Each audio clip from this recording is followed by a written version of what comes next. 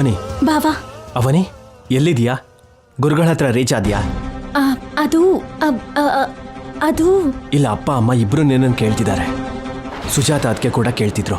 Manage ಮಾಡೋದಕ್ಕಾಗ್ತಿಲ್ಲ. ಗುರುಗಳನ್ನ ಭೇಟಿ ಮಾಡೋದಕ್ಕೆ ಹೋಗ್ತಿರ್ಬೇಕಾದ್ರೆ ಏನ್ ನಡೀತು ಅಂದ್ರೆ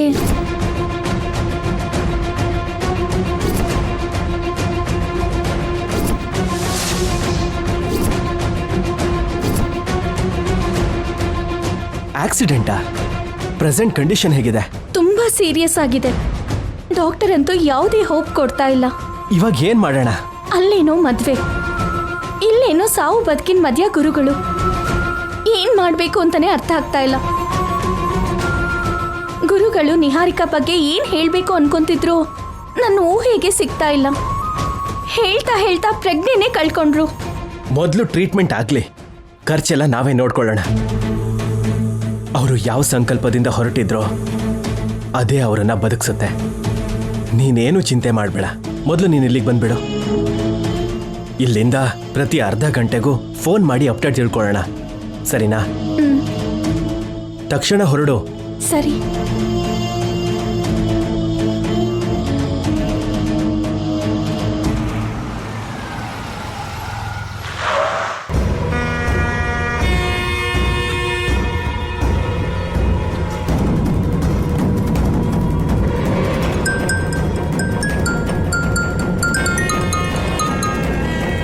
ಹಲೋ ಮೇಡಮ್, ನಿನ್ ಫೋನ್ಗೋಸ್ಕರನೇ ಕಾಯ್ತಾ ಇದ್ನೋ ತಂದೆ. ಗುರುಗಳು ಕಾಣಿಸ್ಕೊಂಡ್ರಾ? ಕಾಣಿಸ್ಕೊಂಡ್ರು ಮೇಡಮ್. ಏನ್ ವಿಷಯ? ಗುರುಗಳು ನಾವಾಡಿರೋ ಆಟದಲ್ಲಿ ಇದ್ದಾರಾ, ಹೋದ್ರಾ? ಗುರುಗಳು ಹುಟ್ಟಿದ ದಿನ ಯಾವತ್ತೋ ಏನೋ ನನಗೆ ಗೊತ್ತಿಲ್ಲ, ಆದರೆ ಸತ್ತೋಗಿರೋ ದಿನ ಮಾತ್ರ 15ನೇ ತಾರೀಕು ಮೇಡಮ್. ಅಂದರೆ ಇವತ್ತೇ ನಿಮ್ಮ ಮದುವೆ ದಿನಾನೇ. ನಿಜವಾಗ್ಲೂನಾ? ಹೌದು ಮೇಡಮ್. ಚುಚ್ಚುತ್ರ ಶೂಟ್ ಮಾಡಿದ್ರಾ? ವಯಸ್ಸಾಗಿರೋ ಜೀವ ಅಲ್ವಾ, ಗುಬ್ಬಿ ಮೇಲೆ ಬ್ರಹ್ಮಾಸ್ತ್ರ ಯಾಕೆ ಅಂತ ಆ ಗುರುಗಳು ಬರ್ತಿದ್ದ ಆಟೋಗೆ ಆಕ್ಸಿಡೆಂಟ್ ಮಾಡಿದ್ವಿ. ತಲೆ ಕಲ್ಗೊಡಿತು, ಸ್ಪಾಟಲ್ಲೇ ಹೋಗ್ಬಿಟ್ರು. ನಾವ್ ಯಾವಾಗ ಹೋದ್ರು ಓಂ ನಮ ಶಿವಾಯ ಅಂತ ಮಾತಾಡಿಸ್ತಾ ಇದ್ರು. ಕೊನೆಗೆ ಓಂ ನಮ ಶಿವಾಯ ಆಗೋದ್ರು. ಹೌದು ಮೇಡಮ್. ಅಷ್ಟಕ್ಕೂ ನಾನು ಈ ಕೆಲಸನ ಯಾವತ್ತೂ ಮಾಡಬೇಕಾಗಿತ್ತು. ಅನಾವಶ್ಯಕವಾಗಿ ಗ್ಯಾಪ್ ಕೊಟ್ಟೆ. ಇಷ್ಟು ಕಾಲ ಟೆನ್ಷನ್ ಪಟ್ಟೆ. ನೀವೀಗ ಹ್ಯಾಪಿಯಾಗಿ ಮದುವೆ ಮಾಡ್ಕೊಳ್ಳಿ ಮೇಡಮ್. ಸ್ಪಾಟಲ್ಲಿ ನಿಮ್ಮನ್ನ ಯಾರು ನೋಡಿಲ್ಲ ಅಲ್ವಾ? ಅಲ್ಲಿ ಜಾಸ್ತಿ ಜನ ಏನೂ ಇರಲಿಲ್ಲ ಮೇಡಮ್, ಯಾರೋ ಒಂದು 4-5 ಜನ ಇದ್ರು ಅಷ್ಟೇ. ನಾವಿಬ್ರು ಬಂದ್ಬಿಟ್ವಿ. ಸರಿ ಸರಿ, ನೀವು ಹುಷಾರು. ಅಮೌಂಟ್ ರೆಡಿ ಮಾಡ್ತೀನಿ. ನೀವು ಮಾತ್ರ 2 ದಿನ ಅಂಡರ್ಗ್ರೌಂಡಲ್ಲಿರಿ. ಸರಿ ಮೇಡಮ್. ಸರಿ ಬನ್ರೋ. ಅವನಿ, ಗುರುಗಳನ್ನ ಭೇಟಿ ಮಾಡೋದಕ್ಕೆ ಹೊರಟೆ ನೀನು. ಬಟ್ ಗುರುಗಳು ನೀನ್ ಹೋಗಕ್ಕಾಗದೇ ಇರೋಷ್ಟು ದೂರಕ್ಕೆ ಹೋಗಿದ್ದಾರೆ. ಪ್ರಸ್ತುತ ವೇದವತಿ ಅವ್ರ ಮನೆಯ ವಂಶದ ಕುಲಗುರುಗಳಾದ ಕುಲಕರ್ಣಿ ಗುರುಗಳು ಔಟ್ ಆಫ್ ಕವರೇಜ್ ಏರಿಯಾದಲ್ಲಿದ್ದಾರೆ. ಅವರು ಶಾಶ್ವತವಾಗಿ ನೆಟ್ವರ್ಕ್ ಕವರೇಜ್ಗೆ ಬರೋದೇ ಇಲ್ಲ. ನೀನು ಅಷ್ಟು ದೂರ ಹೋಗೋದು ವ್ಯರ್ಥ ಪ್ರಯತ್ನ. ಇನ್ನು ಕೃಷ್ಣನ್ ಜೊತೆ ನಡೆಯುವಂಥ ನನ್ನ ಮದುವೆನ ಯಾರೂ ತಡೆಯಕ್ಕಾಗಲ್ಲ, ಆ ದೇವರು ಸಹ.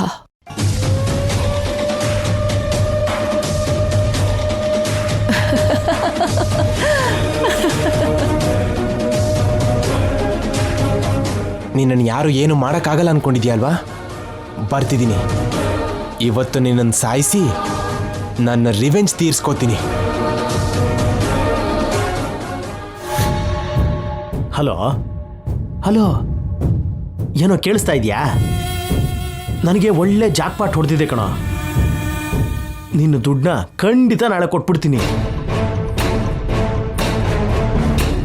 ನಾನಾ ದೊಡ್ಡ ಕಲ್ಯಾಣ ಮಂಟಪದಲ್ಲಿದ್ದೀನಿ ಬಿಡು.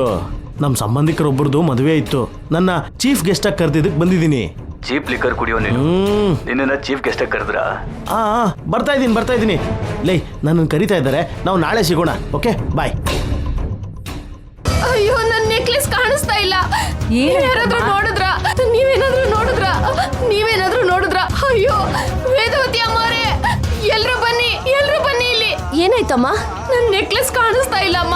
ಯಾರಾದ್ರೂ ನೋಡಿದ್ರ, ಯಾರಿಗಾದ್ರೂ ಸಿಕ್ಕಿದ್ರೆ ನನಗೆ ಕೊಟ್ಬಿಡಿ. ಅದು ತುಂಬಾ ಬೆಲೆ ಬಾಳೋದು. ಇನ್ನೊಂದ್ಸಲ ಚೆನ್ನಾಗಿ ಹುಡುಕಿ. ಯಾರೋ ಬೇಕು ಅಂತ ಕಳ್ತನ ಮಾಡಿದ್ದಾರೆ, ಅದಂತೂ ಚೆನ್ನಾಗಿ ಅರ್ಥ ಆಗ್ತಿದೆ. ದಯವಿಟ್ಟು ಆ ನೆಕ್ಲೆಸ್ ಯಾರಿಗಾದ್ರೂ ಸಿಕ್ಕಿದ್ರೆ ಕೊಟ್ಬಿಡಿ. ಏನಿದು ಗಲಾಟೆ? ಏನ್ ಕಳೆದೋಯ್ತು ಅಂತ? ನೆಕ್ಲೆಸ್ ಕಾಣಿಸ್ತಿಲ್ವಂತೆ. ನೆಕ್ಲೆಸ್ ಕಾಣಿಸ್ತಾ ಇಲ್ವಾ? ಅದೇ ಕಣ್ರಿ, ಕಳ್ತನ ಆಗಿದೆ ಅಂತೆ.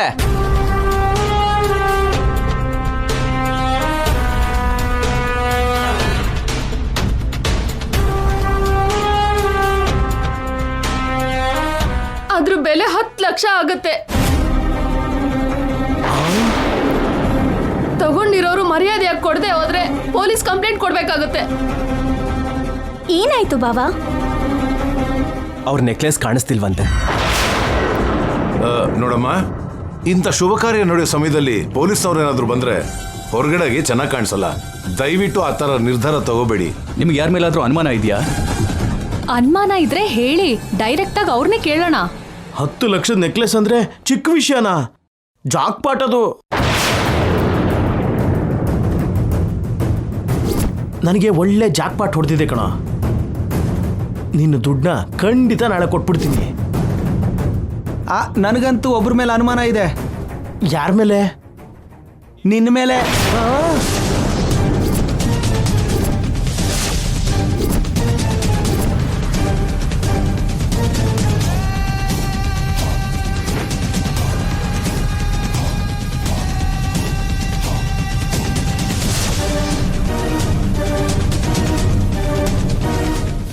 ನೀನ್ ಹೇಳ್ತಿದ್ರೆ ನನಗೂ ಅದೇ ಅನುಮಾನ ಬರ್ತಿದೆ.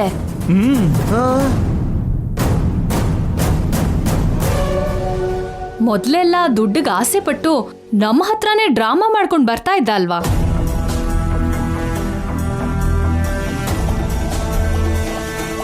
ಫ್ರೀಯಾಗಿ ತಿರ್ಗೋನು, ಕೆಲ್ಸ ಇಲ್ದೆ ಯಾವುದೇ ಜವಾಬ್ದಾರಿ ಇಲ್ದಿರೋನು ಅಂಥ ಕೆಲ್ಸ ಮಾಡಿದ್ರು ಆಶ್ಚರ್ಯ ಪಡೋ ಅವಶ್ಯಕತೆ ಇಲ್ಲ.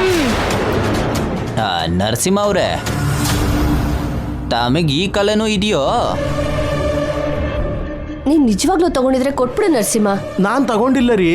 ನೀನೇ ತಗೊಂಡಿದ್ಯಾ ಅಂತ ಅರ್ಥ ಆಗ್ತಾ ಇದೆ. ಫಂಕ್ಷನ್ ನ ಡಿಸ್ಟರ್ಬ್ ಮಾಡದೆ ಕೊಟ್ಬಿಡು. ನಾನ್ ತಗೊಂಡಿಲ್ಲ ಅಂತ ಹೇಳ್ತಾ ಇದ್ದೀನಲ್ಲ ರೀ. ಅತ್ತೆ, ನಿಜಾನ ತಿಳ್ಕೊಳ್ದೇನೆ ಹೀಗೆ ಮಾತಾಡೋದು ಕರೆಕ್ಟ್ ಅಲ್ಲ.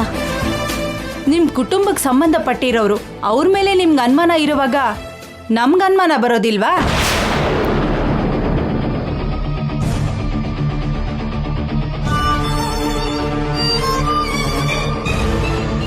ದಯವಿಟ್ಟು ಯಾರು ಅವಸರ ಪಟ್ಟು ಏನೇನೋ ಮಾತಾಡಬೇಡಿ. ಆವಾಗಿಂದ ನೀನು ಸೈಲೆಂಟ್ ಆಗೇ ಇದೆಯಲ್ಲ. ನಿನ್ ಗಂಡನ್ ಕೇಳು.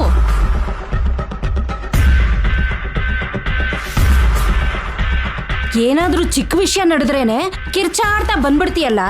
ಈಗ ಎಲ್ರು ನಿನ್ ಗಂಡನ್ ಬಗ್ಗೆ ಮಾತಾಡ್ತಿದ್ರೆ ಯಾಕೆ ಮಾತಾಡ್ತಾ ಇಲ್ಲ? ನೀನ್ ತಗೊಂಡಿದ್ಯಾ? ಇಲ್ಲ ಸುಜಾತ, ನೀನ್ ಕಳ್ತನ ಮಾಡಿದ್ಯಾ? ನಮ್ಮ ಅಮ್ಮನ ಹಣೆ ಬಂಗಾರ ನಾನು ಮಾಡಿಲ್ಲ. ಸತ್ತೋಗಿರೋ ನಿಮ್ಮ ಅಮ್ಮನ ಮೇಲಲ್ಲ, ಇಲ್ಲಿ ನೋಡು, ಬದುಕಿರೋ ನಿನ್ ಮಗಳ ಮೇಲೆ ಆಣೆ ಮಾಡಿ ಹೇಳು.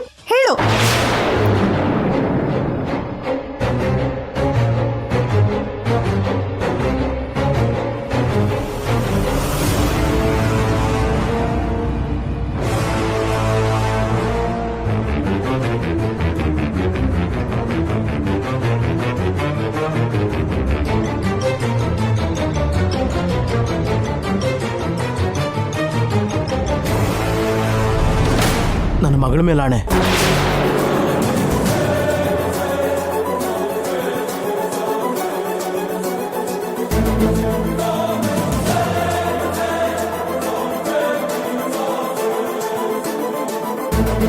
ಇಷ್ಟು ಚಿಕ್ಕ ಮಗು ಮೇಲೆ ಆಣೆ ಮಾಡ್ತಿದ್ಯಾ? ಬುದ್ಧಿ ಇದೆಯೇನ ನಿನಗೆ? ಚಿಕ್ಕ ಮಕ್ಕಳು ಜೀವದ ಜೊತೆ ಆಟ ಎಂತದು? ಸುಳ್ಳು ಹೇಳ್ತಾ ಇದ್ದಾನೆ. ಸಾಕು, ಬಾಯಿ ಮುಚ್ಚಿ.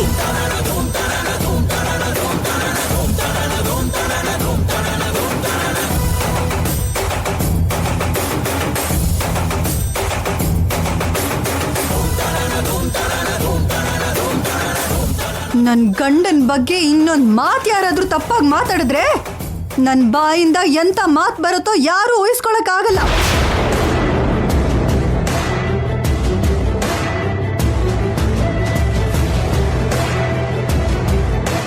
ಯಾವ ಧೈರ್ಯದಿಂದ ನನ್ನ ಗಂಡನ್ ಕಳ್ಳ ಅಂದ್ರಿ ವೇದವತಿ ಅವರೇ? ಅದೇ ಮಾತು ನಾನ್ ನಿಮಗಂದ್ರೆ? ಅಕ್ಕ, ನೀನ್ ಮಾತಾಡ್ಬೇಡ. ಮಾತು ಮಿತಿಯಲ್ಲಿಟ್ಕೊಂಡು ಮಾತಾಡಮ್ಮ. ನಿಮ್ ಹೆಂಡತಿಗ್ ನಾನ್ ಅಂದಿದ್ದಕ್ಕೆ ನಿಮಗ್ ಕೋಪ ಬಂತು. ಮತ್ತೆ ನೀವ್ ನನ್ ಗಂಡಂಗಂದ್ರೆ ನಂಗ್ ಕೋಪ ಬರಲ್ವಾ? ಜಾಸ್ತಿ ಮಾತಾಡ್ತಾ ಇದ್ಯಾ? ನನ್ ಗಂಡ ಕಳ್ಳ ಅಂತ ಎಲ್ರೂ ತಲೆಗೊಬ್ರು ಮಾತಂದ್ರಿ. ನಾನು ಕೂಡ ನಿಮ್ಮನ್ನ ನಿಮ್ ಹೆಂಡತಿಗೆ ಅಂದ್ರೆ ಸುಮ್ನಿರ್ತೀರಾ? ಈಗಷ್ಟೇ ನರಸಿಂಹ ಫೋನಲ್ಲಿ ಮಾತಾಡೋದನ್ನ ನಾನು ಕೇಳಿಸ್ಕೊಂಡೆ. ನಾನೇನು ಮಾತಾಡ್ದೆ ಅಮ್ಮ? ಜಾಕ್ಪಟ್ ಹೊಡಿತು ಅಂದೆ ಅಲ್ವಾ? ಅಯ್ಯಯ್ಯೋ, ದುಬೈಯಿಂದ ನನ್ನ ಫ್ರೆಂಡು 10,000 ಕಳಿಸ್ತೀನಿ ಅಂತ ಹೇಳ್ದಾರಿ. ನಾನು ಅಂದಿದ್ದು ಅದ್ರ ಬಗ್ಗೆ. ಆ ಮಾತಂದ್ರೆ ನೆಕ್ಲೆಸ್ ಕಳ್ತನ ಮಾಡ್ದಾಗೆನಾ? ಇದೇನಾ ನಿಮ್ ದೊಡ್ಡತನ? ಆಡೋ ಮಾತುಗಳಿಂದ ಕೆಲವು ಪದಕ್ಕೆ ಅರ್ಥ ಬದಲಾಗುತ್ತಮ್ಮ. ನೀವೆಲ್ಲ ಏನ್ ಅಷ್ಟು ದೊಡ್ಡವರಾ? ನಿಮ್ದು ರಾಜ ಕುಟುಂಬನ? ನಿಮ್ ಮನೇಲಿ ನಡೆಯೋ ವಿಷಯಗಳು ನನಗ್ ಗೊತ್ತಿಲ್ವಾ? ಎಲ್ಲಾರ ಮುಂದೆ ಇಷ್ಟ ಬಂದಾಗ ಮಾತಾಡ್ತಾ ಇದ್ದಾಳೆ. ಬಾಯಿ ಮುಚ್ಚಕ್ ಹೇಳಿ ಅಂತೆ. ಯಾರೇ ಇಷ್ಟ ಬಂದಂಗ್ ಮಾತಾಡ್ತಿರೋದು? ಹಾ, ನನ್ನ ಹೆಂಡತಿ ಆಗೋಳ ಬಗ್ಗೆ ಹೀಗೆಲ್ಲ ಮಾತಾಡಬೇಡಿ. ಹೆಂಡತಿ ಆಗೋಳಾಗಿದ್ರೆ ನಿನಗೆ ಹೆಚ್ಚು, ನನಗಲ್ಲ. ಏನ್ ಬೀಗ್ರೆ ಇದು? ನೀವು ಕೊಟ್ಟಿರೋ ಸಲಿಗೆ ಹೇಗೆಲ್ಲ ಮಾತಾಡಿಸ್ತಿದ್ಯೋ ನೋಡಿ. ನೆಕ್ಲೆಸ್ ನೀನೇ ಕಳ್ತನ ಮಾಡಿದ್ಯಲ್ವಾ? ಏಯ್, ಮರ್ಯಾದೆಯಿಂದ ಮಾತಾಡು. ಉರ್ದೋಯ್ತಲ್ವಾ? ನನ್ಗೂ ಹೀಗೆ ಉರಿತು.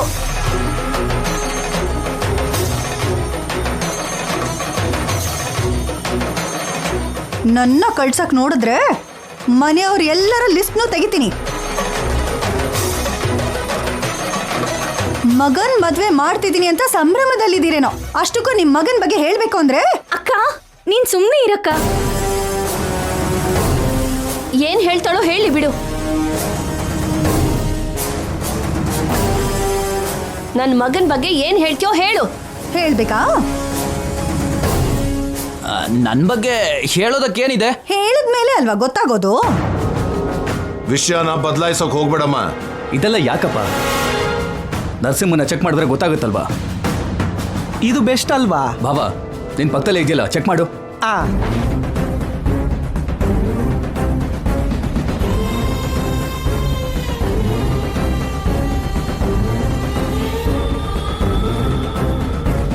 ನೆಕ್ಲೆಸ್ ಸಿಕ್ತು ರೀ.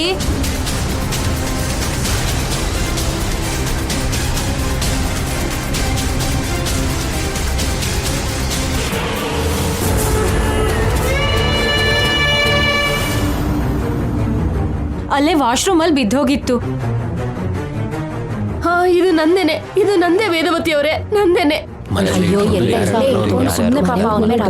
ಸೇರಿ ಅವನನ್ನ ದೊಂಗ ಅನ್ಬಿಟ್ರು. ಇವಾಗ ಏನಂತೀರ ಹೇಳಿ ವೇದವತಿ ಅವರೇ?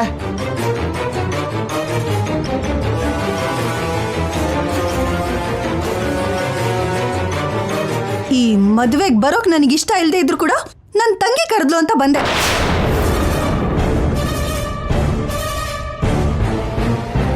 ನೀವು ಏನೋ ಮನೆಗೆ ಬಂದು ಲಗ್ನ ಪತ್ರಿಕೆ ಕೊಟ್ರಿ ಅಂತ ಸಂತೋಷ ಪಟ್ಟು ಬರ್ಲಿಲ್ಲ. ಇಷ್ಟ ಅವಮಾನ ನಡೆದ ಜಾಗದಲ್ಲಿ ನಾವಿನ್ನಿರ್ಬಾರ್ದು. ಹೋಗೋಣ, ನಡೀರಿ. ಅದಕ್ಕೆ ಅಕ್ಕ ಬಾ. ಅಕ್ಕ, ನರಸಿಂಹ ಅವರೇ, ಅದಕ್ಕೆ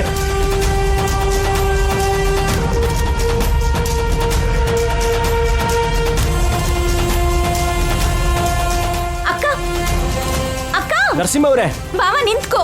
ನರಸಿಂಹ ಅವರೇ ನಿಂತ್ಕೊ. ಅಕ್ಕ, ಅಕ್ಕ, ಅದಕ್ಕೆ ಹೋಗ್ಬೇಡ ಅಕ್ಕ. ಹೋಗ್ತೇನೆ. ನಾಚಿಕೆ ಬಿಟ್ಟು ಇಲ್ಲೇ ಇದ್ರೆ ಇವಾಗ ನನ್ ಗಂಡನ್ ಕಳ್ಳ ಅಂದ್ರು, ಆಮೇಲೆ ನನಗಂತಾರೆ, ಆಮೇಲೆ ನನ್ ಮಗಳಿಗಂತಾರೆ. ಬೇಕಾ ಇದೆಲ್ಲ?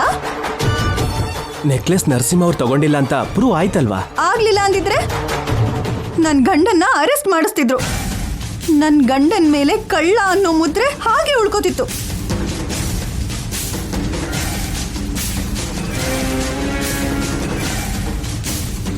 ಅಷ್ಟೇ ಅಲ್ವಾ ಮತ್ತೆ? ಅರೆ, ನಾನಲ್ರಪ್ಪ, ನನಗೇನು ಸಂಬಂಧ ಇಲ್ಲ ಅಂತ ಬಾಯ್ ಬಡ್ಕೊಂಡ್ರು ಕೇಳ್ತಿಲ್ವಲ್ಲ. ನನಗದು ಎಂಥ ಅವಮಾನ ಹೇಳಿ. ನಾವು ಶ್ರೀಮಂತರಲ್ಲದೆ ಇರ್ಬೋದು, ಆದರೆ ಅವ್ರವ್ರ ಗೌರವ ಅವ್ರವ್ರಿಗಿರುತ್ತೆ, ಅವ್ರವ್ರಿಗೆ ಮರ್ಯಾದೆನೂ ಅವ್ರವ್ರಿಗಿರುತ್ತೆ.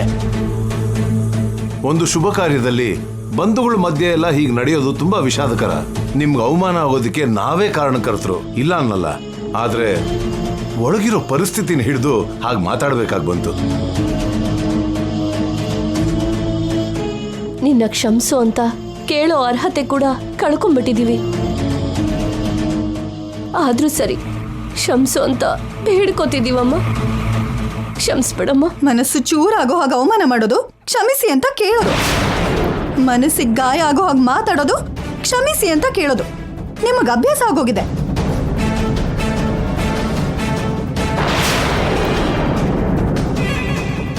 ನಾವಂದ್ರೆ ನಿಮಗೆ ಯಾವಾಗ್ಲೂ ಕೀಳೆ. ಹಾಗನ್ಬೇಡಮ್ಮ. ನಾವು ಕಡಿಮೆ ಅಂತ ನಿಮ್ ವರ್ತನೆನೇ ಹೇಳ್ತಿದೆ. ಅಮ್ಮ ಅಪ್ಪ ಇಲ್ದಿರೋರಂತಾನೆ ಅಲ್ವಾ ನಮ್ಮನ್ನ ಕೀಳಾಗಿ ನೋಡ್ತಿದ್ದೀರಾ? ಅದೇ ನಮ್ಮ ಅಪ್ಪ ಅಮ್ಮ ಬದುಕಿದಿದ್ರೆ ನಮಗಿಂತ ಪರಿಸ್ಥಿತಿ ವರ್ತನೆ ಇರಲಿಲ್ಲ ಅಲ್ವಾ?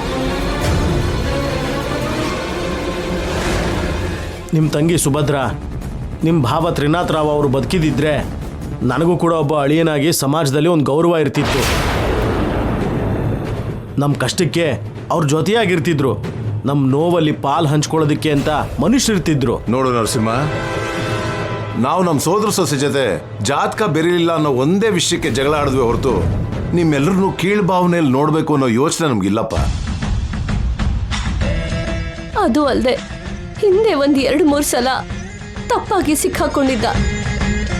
ಮಗುಗೆ ಹಾರ್ಟ್ ಆಪರೇಷನ್ ಮಾಡಿಸ್ಬೇಕು ಅಂತ ನಮ್ಮ ಹತ್ರ ಸುಳ್ಳು ಹೇಳಿ ದುಡ್ಡು ಇಸ್ಕೊಂಡಿದ್ದ.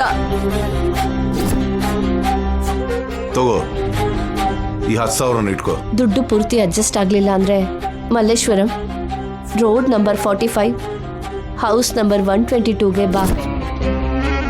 ಇನ್ನೊಂದ್ಸಲ ಸುಜಾತ ತಾಳಿನ ಹಣ ಇಟ್ಟಿರೋ ವಿಷಯ ಗೊತ್ತಾಯ್ತು. ಹಾಗೆ ದುಡ್ಡುಗೋಸ್ಕರ ಎಲ್ಲರ ಹತ್ರ ಕೈ ಚಾಚ್ತಾನೆ ಅಂತನೂ ಗೊತ್ತಾಯ್ತು. ಅದಕ್ಕೆ ಅದನ್ನೆಲ್ಲ ದೃಷ್ಟಿಲಿ ಇಟ್ಕೊಂಡು ಅನುಮಾನ ಪಡ್ಬೇಕಾಗಿ ಬಂತು ಅಷ್ಟೇ ಹೊರತು ನಮಗ್ ಬೇರೆ ಭಾವನೆ ಏನೂ ಇಲ್ಲ. ಹೌದು ರೀ, ನಾನು ಸುಳ್ಳು ಹೇಳ್ತೀನಿ, ಚೆನ್ನಾಗಿ ಕುಡಿತೀನಿ, ಜವಾಬ್ದಾರಿ ಇಲ್ದೇನೆ ಓಡಾಡ್ತೀನಿ ಕೂಡ. ನನ್ನ ಹೆಂಡತಿ ಬಚ್ಚಿಟ್ಟಿರೋ ದುಡ್ಡಲ್ಲೂ 50-100 ಎತ್ಕೋತೀನಿ. ಆದರೆ ಕಳ್ತನ ಯಾವತ್ತೂ ಮಾಡಿಲ್ಲ ಅಮ್ಮ. ಯಾವ ಮನೆಗೂ ಕನ್ನ ಹಾಕಿಲ್ಲ, ಯಾವ ಬ್ಯಾಂಕನ್ನು ಯಾವತ್ತೂ ದೋಚಿಲ್ಲ. ಹಾಗೆ ಬದುಕಬೇಕು ಅಂತ ನಾನು ಡಿಸೈಡ್ ಮಾಡಿದ್ರೆ ಎಲ್ರ ಹತ್ರ ಕೈ ಚಾಚಬೇಕಾಗಿರೋ ಅಗತ್ಯ ನನಗಿಲ್ಲ ಅಲ್ವಾ? ಇನ್ನು ನಿಮ್ ಜೊತೆ ಯಾವ ಮಾತು ಬೇಡ. ನಿಮ್ಮ ಮನೆ ಮದುವೆಲಿ ಇರ್ಬೇಕಾಗಿರೋ ಅಗತ್ಯ ನಮಗಿಲ್ಲ. ನಡೀರಿ ಹೋಗೋಣ. ನಮ್ಮಿಂದ ತಪ್ಪಾಗಿದೆ, ಒಪ್ಕೊಳ್ತಾ ಇದ್ದೀವಿ. ಕೆನ್ನೆಗೆ ಹೊಡ್ಕೊ ಅಂದ್ರೂ ಹೊಡ್ಕೊಳ್ತೀವಿ. ಈ ಸಲ ನಮ್ಮನ್ನ ಕ್ಷಮಿಸ್ಬಿಡಮ್ಮ. ಕ್ಷಮಿಸೋಕಾಗದೇ ಇದ್ರೆ ಶಿಕ್ಷೆ ಕೊಡಮ್ಮ. ಅಷ್ಟ್ಬಿಟ್ಟು ಹೊರಟು ಹೋಗ್ಬೇಡಿ. ನೀನ್ ಯಾವ ಶಿಕ್ಷೆನೆ ಕೊಟ್ಟರು ನಾವು ಅನುಭವಿಸೋಕೆ ಸಿದ್ಧವಾಗಿದ್ದೀವಿ. ಏನು ಬೇಡ. ನಿಮ್ ಮಾತುಗಳಿಗೆ ನಾವು ಕರ್ಗಲ್ಲ. ಮತ್ತೆ ವಾಪಸ್ ಬಂದ್ರೆ ಇನ್ನಷ್ಟು ಕೀಳಾಗ್ಬಿಡ್ತೀವಿ. ಅತ್ತೆ, ನೀವು ಒಳಗಡೆ ಹೋಗಿ. ಅಕ್ಕ ಭಾವನ ಹತ್ರ ನಾನು ಮಾತಾಡ್ತೀನಿ.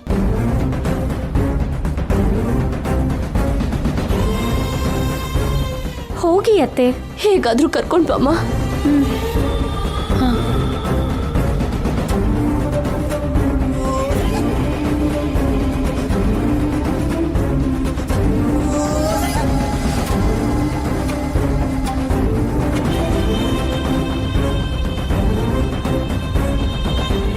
ಅಕ್ಕ, ನೀನ್ ಏನ್ ಹೇಳಿದ್ರು ನಾವು ಕೇಳಲ್ಲ. ಏನ್ರಿ, ನೀವು ಹೋಗಿ ಆಟೋ ಕರ್ಕೊಂಡು ಬನ್ನಿ. ಅಕ್ಕ, ದೊಡ್ಡವರು ತಮ್ಮ ತಪ್ಪನ್ನು ತಿಳ್ಕೊಂಡು ಕ್ಷಮಿಸು ಅಂತ ಕೇಳಿದ್ರು. ನೀವು ಹೊರಟೋದ್ರೆ ಅದೇ ನೋವು ಅವ್ರನ್ನ ಕಾಡತ್ತೆ. ಒಳಗಡೆಗೆ ಬನ್ನಿ ಅಕ್ಕ. ನೀನೇನೋ ಹೇಳ್ಬೇಡ ಅವನಿ. ಏನದ್ಕೆ ನಿಮ್ಮ ಕಾಲು ಹಿಡ್ಕೋಬೇಕಾ ಹೇಳಿ?